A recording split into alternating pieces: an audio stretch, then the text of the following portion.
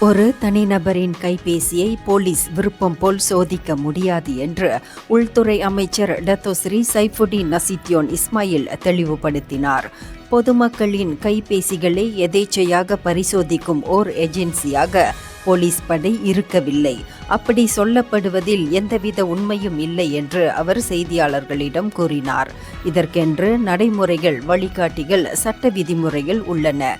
குறிப்பிட்ட நோக்கங்களுக்காக அவ்வாறு செயல்படுவதற்கு சட்டம் போலீசுக்கு அனுமதி அளிக்கிறது. பொது இடங்களில் ஒருவரை நிறுத்தி விருப்பம் போல் சோதிப்பதற்கும் கைபேசியை ஒப்படைக்கச் சொல்லி பலவந்தப்படுத்தவும் அனுமதி இல்லை என்று சைஃபுடின் குறிப்பிட்டார். இதற்கு ஆட்சேபம் தெரிவித்திருக்கும் சுஹாகாம் எனப்படும் மலேசிய மனித உரிமை ஆணையத்தை சந்தித்து விளக்கம் அளிக்கும்படி IGP டான் ஸ்ரீ ரசருடின் உசேனை தாம் கேட்டுக்கொண்டிருப்பதாக அவர் சொன்னார். இந்தியர்களின் இதய குரல் மக்களோசை.